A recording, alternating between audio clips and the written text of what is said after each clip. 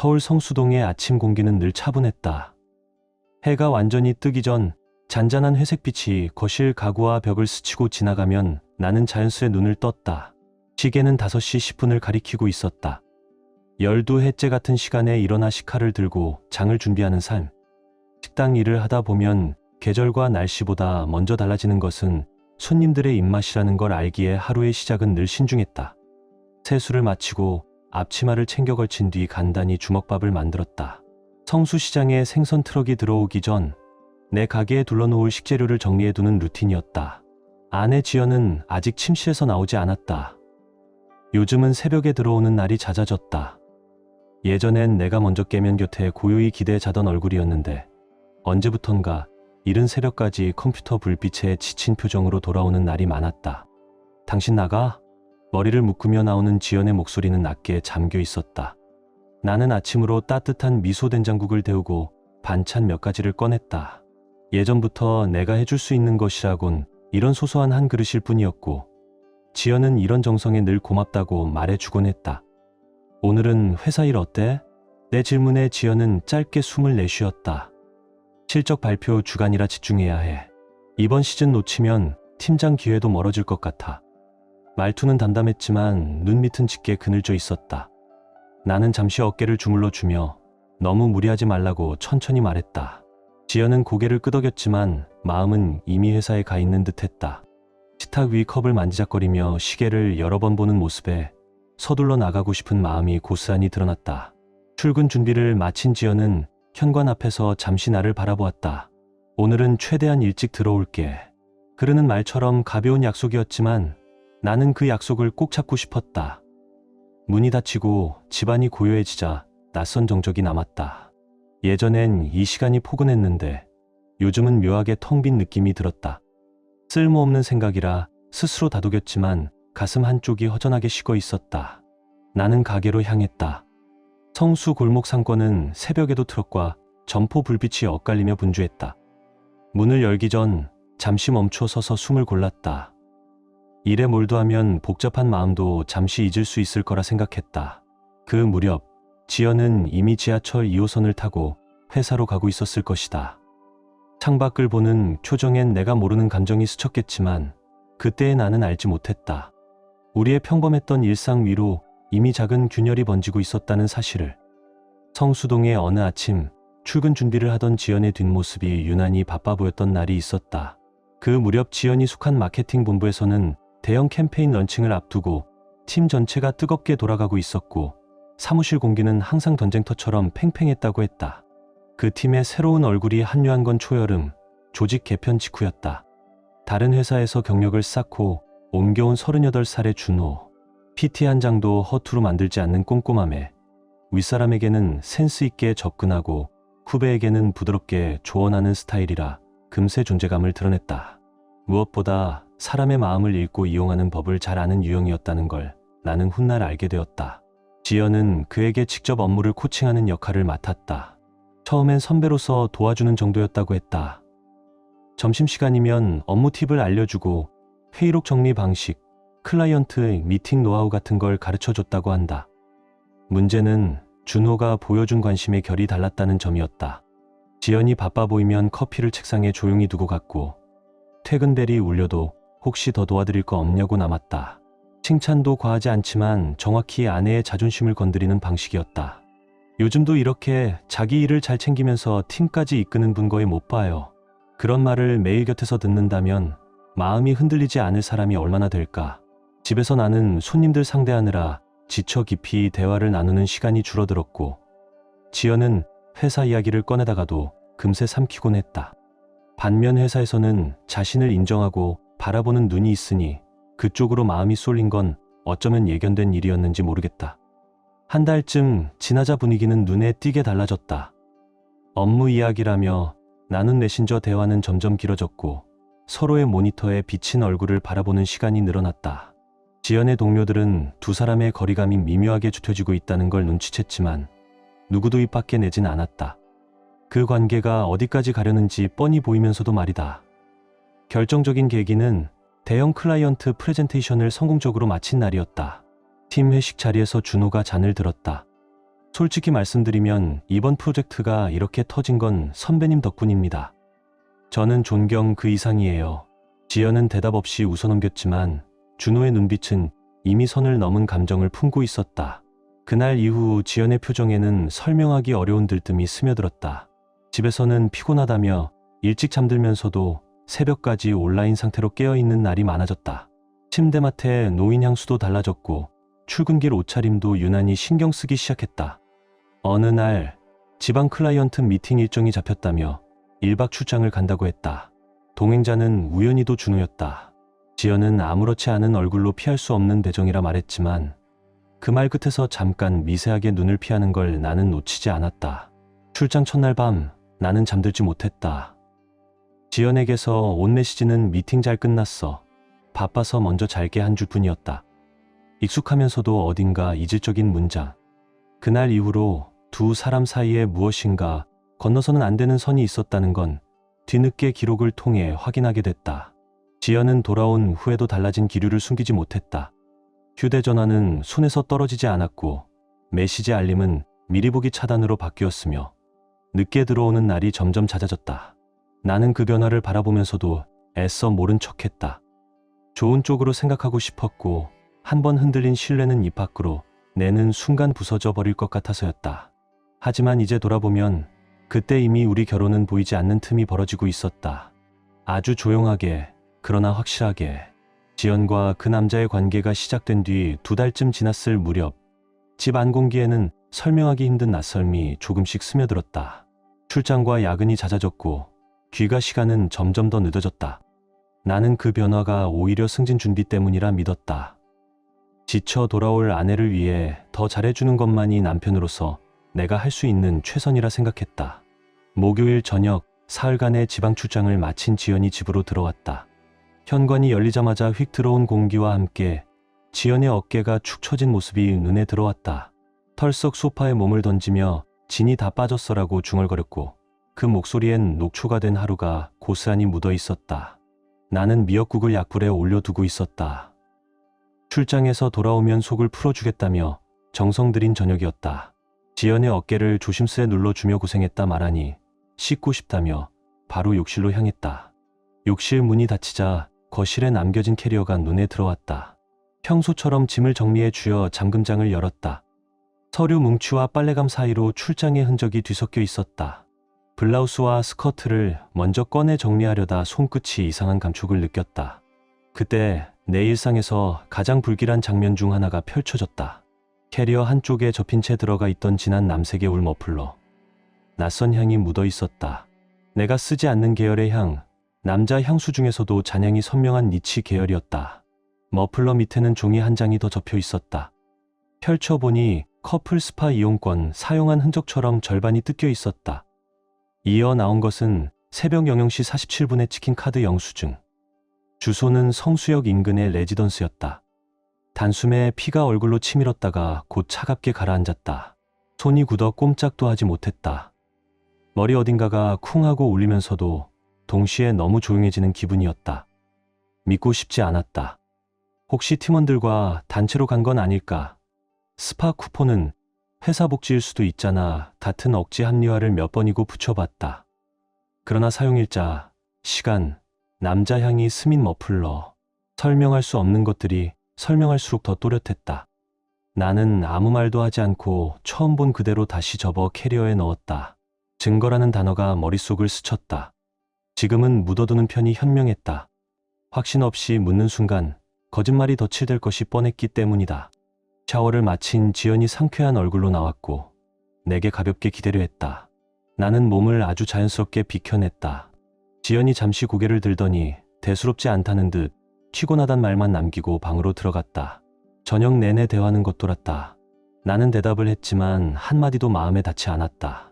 식탁 위의 숟가락 소리만 유난히 크게 들렸다. 지연은 일찍 불을 끄고 누웠고 나는 싱크대 앞에 서서 한참 동안 물만 틀어놓았다. 그날 밤 나는 잠을 이루지 못했다.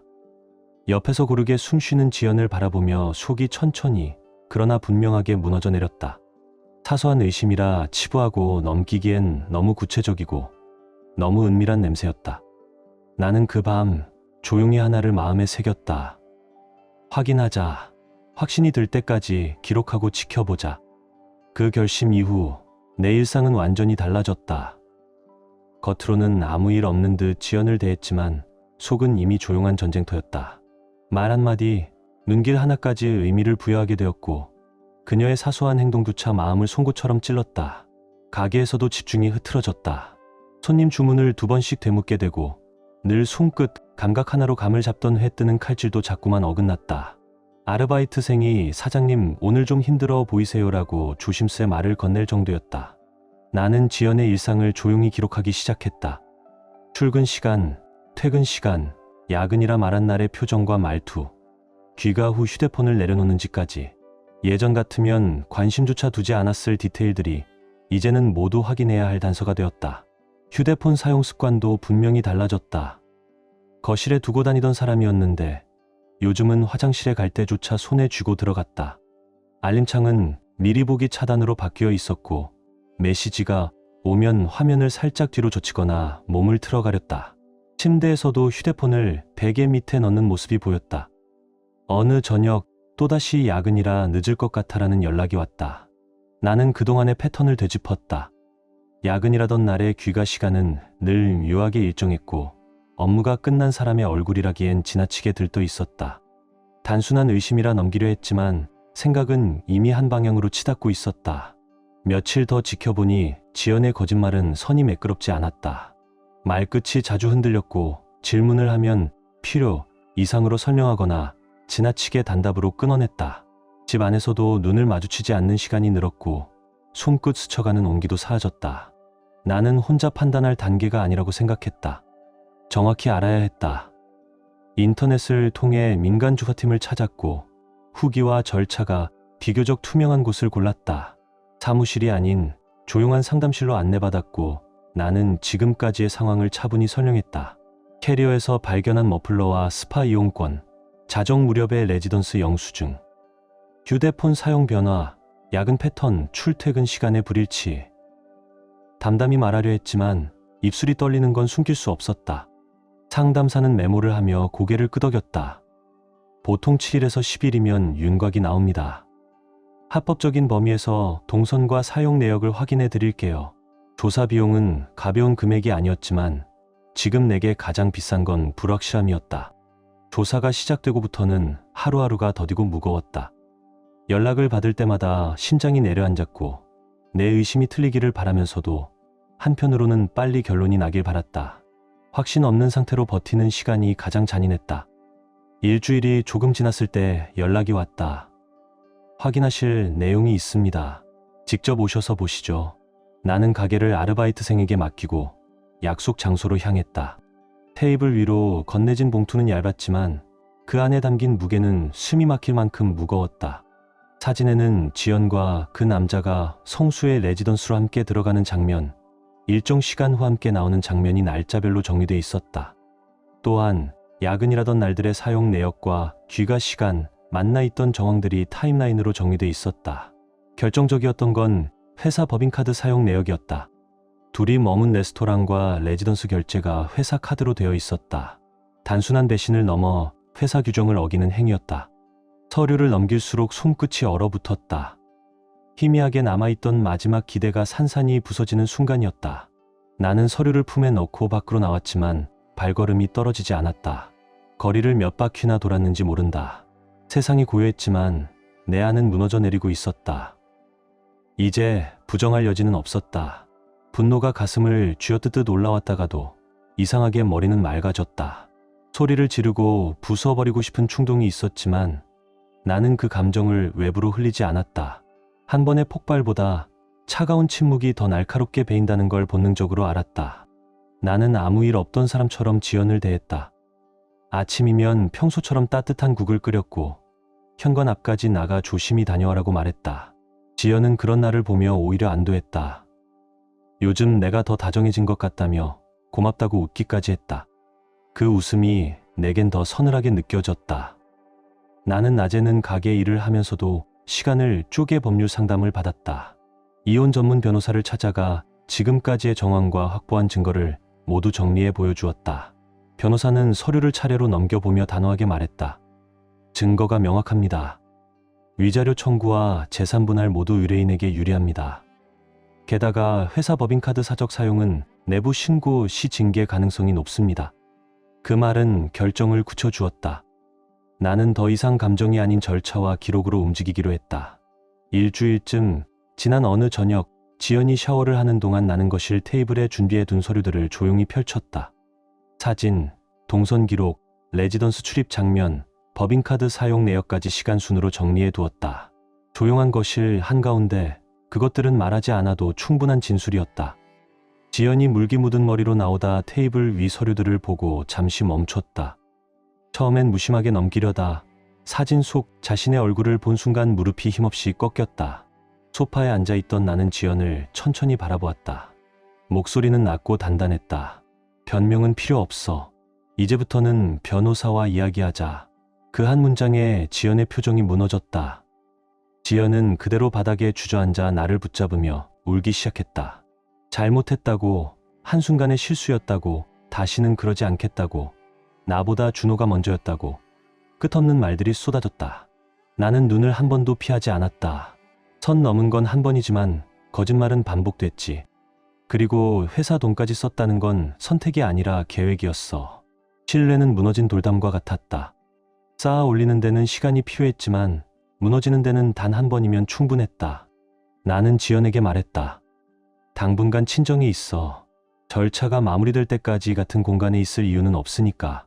지연은 마지막까지 잡으려 했지만 이미 끝난 대화였다. 다음 날 아침 큰 가방 하나를 끌고 나가는 지연을 배웅하지 않았다. 문이 닫히고 난 뒤 창가에서 조용히 택시가 먼 길로 빠져나가는 모습을 바라보았다. 어깨 너머로 보이던 그 뒷모습이 서서히 사라질 때까지 3년의 결혼 생활이 끝나는 순간이었다. 그러나 후회는 없었다. 진실을 외면한 채 사는 것보다 아픈 현실을 마주하는 편이 나았다. 지연이 집을 떠난 다음 날 나는 변호사에게 전화를 걸었다. 그리고 정식 절차를 밟기 시작했다. 나는 이미 상담을 받은 이혼 전문 변호사를 다시 찾아갔다. 이번에는 주저없이 정식 위임 계약서에 서명했다. 변호사는 내가 가져온 자료들을 다시 한번 검토하더니 판단을 망설이지 않았다.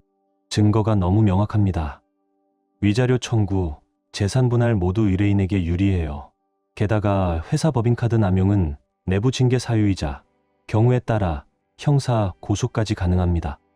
차가운 문장, 그러나 내게는 현실을 정리해주는 칼날 같았다. 우리는 위자료, 청구 금액과 재산 분할 기준을 조목조목 정리했다. 전세 보증금, 각자의 적금, 그리고 내 가게까지 공정하게 평가했지만 불륜 가해자의 과실이 명백한 만큼 나에게 더 큰 비율이 돌아오는 것이 자연스럽다고 했다. 그러나 내 목적은 단순히 돈이 아니었다. 책임과 결과, 그 두 단어가 내 선택의 기준이었다. 나는 변호사와 상의한 끝에 회사 신고, 절차까지 함께 준비했다. 증거의 성격상 감정이 아니라 사실과 문서로 처리하는 편이 가장 정확했다. 우리는 지연이 결제한 법인카드 내역 중 사적 지출로 보이는 항목만 따로 묶어 증빙 첨부 목록과 함께 정리했다. 날짜, 장소, 금액, 이용 목적, 어느 하나 흐트러짐 없이. 이틀 뒤 나는 지연 회사의 감사팀 준법감시팀에 연락했다. 처음엔 사적인 문제로 여기려던 담당자의 태도가 카드 영수증 사본과 레지던스 이용 내역이 전송되는 순간 바뀌었다. 회사가 확인해야 할 사안입니다. 내부 조사를 진행하겠습니다. 그 후로 오래 걸리지 않았다. 조사 결과 지연과 그 남자는 징계위원회에 회부되었다. 회사 이미지 훼손, 근무지 내 부적절한 관계, 그리고 무엇보다 법인카드 사적 사용. 그 세 항목만으로도 회사가 눈 감아줄 이유는 없었다. 소식을 들은 순간 복잡한 감정이 스쳐 지나갔다. 시원함과 씁쓸함이 뒤섞였지만 후회는 없었다. 이미 누군가를 짓밟아 얻은 자리가 아니었다. 그들이 스스로 선택해 밟아버린 길의 끝일 뿐이었다. 징계위원회는 일주일 뒤 열렸고 결과는 예상에서 벗어나지 않았다. 지연과 그 남자 모두 중징계, 사실상 해고 수순. 변명은 있었으나 증거 앞에서 힘을 잃었다. 같은 시기 나는 변호사와 함께 이혼 수장을 제출했다. 지연 측에서 선처를 구할 가능성을 예상했지만 결과를 바꿀 여지는 없었다. 모든 연락은 변호사를 통해서만 진행했다. 감정이 끼어드는 순간 상대는 틈을 찾는다. 나는 마지막까지 문서로만 대응했다. 이상하게도 그즈음부터 가게에서 숨을 쉬는 것처럼 편한 감각이 돌아왔다. 의심과 불안으로 가슴을 짓누르던 돌덩이가 떨어져 나간 기분이었다. 상처는 남았지만 방향은 분명해졌다. 며칠 뒤 지연의 어머니에게서 전화가 왔다. 딸을 한 번만 용서해달라며 떨리는 목소리로 부탁했지만 나는 담담히 말했다. 죄는 본인이 감당해야 합니다. 저희 둘의 일은 이미 끝났습니다. 전화를 끊고 난 뒤 창문을 열어 찬 공기를 들이마셨다. 이제 정말로 내 인생의 새 페이지를 넘길 준비가 되었다고 느꼈다. 배신이 남긴 상처는 컸지만 진실이 드러난 것만으로도 숨이 트였다. 거짓을 붙잡고 사는 삶보다는 혼자라도 정직하게 서 있는 편이 훨씬 낫다는 걸 뼈저리게 깨달았다. 징계위원회 결과는 예상에서 벗어나지 않았다. 지연과 그 남자는 중징계 후 면직, 사실상 해고였다. 회사 돈을 사적으로 쓰고 직장 내에서 부적절한 관계까지 드러난 이상 회사가 계속 끌어안을 이유는 없었다. 문제는 그 뒤였다. 직장 하나 잃는 데서 끝나지 않았다. 업계는 생각보다 좁고 입은 빠르다. 마케팅팀, 과장, 법인카드 유용하다가 잘렸다더라. 레지던스 출입 사진 돌았다던데 이런 소문은 순식간에 번졌다. 10년 넘게 쌓아 올린 경력, 팀장 승진을 바라보던 커리어, 스스로 자랑스러워하던 명함. 지연은 하루아침에 모든 것을 잃었다. 재취업은 더 잔인했다. 이력서를 내도 연락이 없었고 면접 기회가 생긴 날엔 퇴사 사유에서 말문이 막혔다. 정직하게 말할 수는 없었고 거짓말을 하자니 언제 들킬지 몰랐기 때문이다. 한국 사회에서 평판은 실력만큼이나 중요한데 지연은 그 부분에서 이미 회복 불가 판정을 받은 셈이었다. 그 남자 역시 사정은 비슷했다. 경력직으로 어렵게 이직해 이름을 알리려던 찰나의 해고. 이유는 불륜과 회사 자금 유용. 같은 업계로의 재취업은 사실상 막혔고 다른 업종으로 옮기기엔 나이도 애매했다. 회사에서 두 사람에게 법인카드 변상 청구서가 날아갔다. 거기에 더해 회사는 민사소송도 검토 중이라는 통보까지 했다. 직장, 평판, 인간관계, 돈 동시에 무너져 내렸다. 처음 몇 주 동안 두 사람은 서로를 의지하려 했다.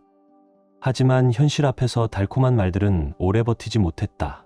지연은 당신이 먼저 접근했잖아라고 했고 그 남자는 거절했으면 이렇게 안 됐어라며 맞섰다. 결국 위로는 원망으로 바뀌었고 원망은 혐오로 변했다. 지연은 친정에서 눈칫밥을 먹으며 지냈다. 부모님은 말을 아꼈지만 실망과 한숨이 집 안공기처럼 가라앉아 있었다.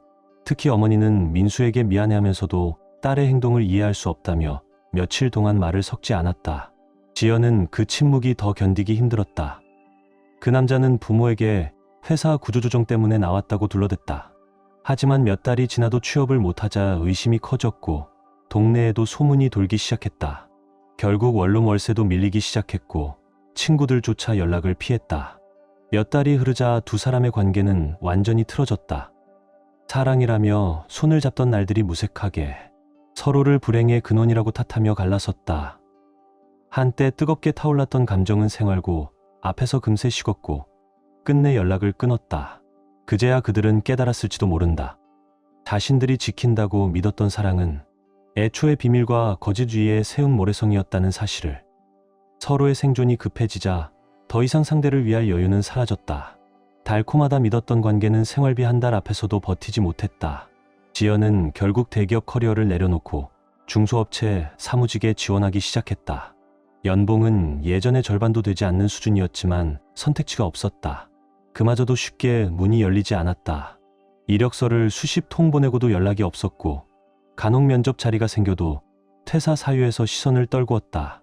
정직하게 털어놓을 수도 거짓말을 할 수도 없다는 사실이 그녀를 더 옥죄었다. 그 남자는 결국 서울을 떠났다.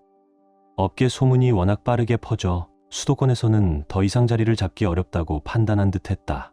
고향 근처의 작은 도시로 내려가 새 출발을 꿈꿨지만 현실은 달라지지 않았다. 해고 이력과 평판은 지역에서도 금세 퍼졌고 면접조차 잡기 힘들었다. 두 사람이 그려보았던 미래 함께 살며 서로를 지켜주겠다는 약속, 여행 계획, 함께 살 집의 모습. 그 모든 장면은 산산이 부서져 사라졌다. 한 번의 선택이 아니라 되풀이된 선택들이 두 사람의 인생을 송두리째 바꿔놓은 것이었다. 남은 것은 후회, 원망, 그리고 방향을 잃은 삶뿐이었다. 이혼 판결이 확정된 지 한 달 후, 나는 법원에서 원하던 결과를 손에 쥐었다. 불륜과 회사 자금 유용 사실이 명확하게 인정되어 위자료와 재산 분할 모두 나에게 유리하게 판결이 났다. 전세 보증금 대부분을 내가 가져왔고 적금과 보험도 공정하게 나뉘었다. 지연은 위자료를 분할 지급하기로 했는데 솔직히 돈이 아니라 책임의 무게를 지게 한 것이 더 컸다. 혼자 남은 집에서 나는 하나씩 정리하기 시작했다. 지연의 흔적이 남아있는 물건들을 박스에 담아내보냈다. 생각보다 마음이 가벼웠다. 이별이라기보다 덜어낸 해방감에 가까웠다. 무엇보다 아이가 없었던 것이 얼마나 다행인지 새삼 느꼈다. 아이까지 있었다면 정리되지 않은 감정과 책임 속에 서로를 얽어매고 살았을지도 모른다. 지금처럼 깨끗하게 끊고 새 인생을 시작할 수 있는 건 큰 축복이었다. 가게 일에 다시 집중하자 에너지와 열정이 살아났다. 새 메뉴를 개발하고 내부 인테리어를 조금씩 바꾸며 가게 분위기를 새로 만들었다. 단골 손님들이 말했다. 사장님 요즘 얼굴이 밝아졌어요. 나 혼자 거짓의 그림자 속에서 버텼던 시간들이 사라지자 삶이 다시 숨을 쉬기 시작했다. 주말이면 오랜만에 나만의 시간을 보냈다. 영화를 보고 한강을 따라 걷고 등산도 해보았다. 결혼 후에는 늘 지연의 기분과 스케줄을 먼저 생각했기에 가지지 못했던 여유였다. 가끔 저녁에 집이 조용해 외로움이 스치기도 했지만 그 감정마저도 평온했다. 의심과 불안이 가득했던 지난 시간에 비하면 혼자 있는 평화가 몇 배는 나았다. 나는 다시 생각해 보았다. 사랑이란 무엇인지. 이번 일을 통해 사람을 보는 눈이 생겼고 무너지는 관계와 지켜지는 관계의 차이를 배웠다. 언젠가 나를 진심으로 아껴주는 사람을 만날 수 있을 거라는 믿음이 생겼다. 다만 이제는 다시는 같은 실수를 반복하지 않을 자신이 있었다. 내가 일상을 회복하는 동안 지연과 그 남자는 여전히 바닥을 헤매고 있었다. 지연은 가까스로 작은 회사에 입사했지만 예전 연봉의 3분의 1에도 못 미치는 급여에 만족해야 했다. 출근하는 내내 시선이 따갑게 느껴졌다고 했다.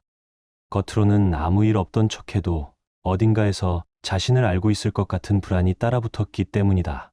퇴사 사유를 아는 사람은 아무도 없었지만 본인이 저지른 일이 스스로를 벌하는 순간은 따로 있었다. 준호 역시 상황은 나아지지 않았다. 서울에서 쌓았던 커리어는 한순간에 무의미해졌고 고향 근처의 작은 도시로 내려갔다 해도 현실은 크게 달라지지 않았다. 정규직 일자리는 잡히지 않았고 식당 서빙과 편의점 야간 아르바이트를 전전하며 겨우 생활비를 맞추고 있었다. 한때 능력 있는 마케터라며 자부하던 모습은 온데간데 없었다. 둘 사이의 감정은 이미 증오에 가까웠다. 서로가 서로의 인생을 망가뜨렸다고 생각했다. 다시 볼 일도 연락할 일도 없었다. 사랑이었어라고 말하던 순간들이 무색하게, 허망하게 사라졌다. 현실 앞에서 그 달콤했던 약속들은 결국 환상에 불과했다는 진실만 남았다. 지연의 부모는 지금도 딸의 선택을 이해하지 못했다고 한다. 결혼식에 참석했던 지인들이 이혼 이유를 알게 되면서 지연을 대하는 시선은 차갑게 식었고 사회적 고립은 날로 깊어졌다. 부모의 한숨, 친구들의 거리감, 그리고 본인의 후회, 그 모든 것이 지연을 무너뜨리는 데 충분했다. 나는 이 모든 상황을 소식으로 전해 들었을 때 마음이 흔들리지 않았다. 누구를 파괴하려 한 적은 없었다. 그저 진실을 드러냈을 뿐이고 선택의 결과는 스스로가 감당해야 할 몫이었다. 혼자가 된 후 나는 삶의 방향을 다시 그리기 시작했다. 가게 매출이 안정되자 자연스럽게 다음 목표가 떠올랐다. 지점 확장, 소규모 프랜차이즈, 나만의 브랜드. 예전 같으면 상상만 하고 말았겠지만 이제는 실행할 수 있을 것 같았다. 나 자신에게 투자할 수 있는 자유가 생겼기 때문이다. 무엇보다 이 과정을 지나온 나 자신이 자랑스러웠다. 인생이 무너지는 순간에도 나는 거짓에 기대지 않았고 비겁하게 도망치지도 않았다. 상처는 남았지만 그 상처는 나를 더 단단하게 만들었다. 나는 깨달았다. 행복은 누가 만들어주는 것이 아니라 내가 선택해 쌓아가는 것이라는 사실을. 거짓 위에 쌓인 평온은 언젠가 무너질 운명이었다. 하지만 진실 위에 세운 새 삶은 오래 버틴다. 이제 나는 혼자여도 괜찮았다. 혼자라는 사실이 외로움이 아니라 가능성이라는 걸 알게 된 순간부터 언젠가 누군가를 다시 만나게 된다면 그때는 서로를 상하게 하지 않고 진심으로 바라봐 줄 수 있을 것이다. 지나온 시간은 상처였지만 동시에 나를 더 나은 사람으로 만든 과정이었다. 나는 조급해하지 않기로 했다. 이미 충분히 배웠고 잃었고 다시 일어섰으니까. 오늘도 가게 문을 열며 생각했다. 이제 내 인생은 나한테로 돌아왔다. 앞으로의 길이 어떤 모습이든 나는 더 이상 거짓 속에 머무르지 않을 것이다. 그리고 그것만으로도 나는 충분히 자유롭고 행복했다.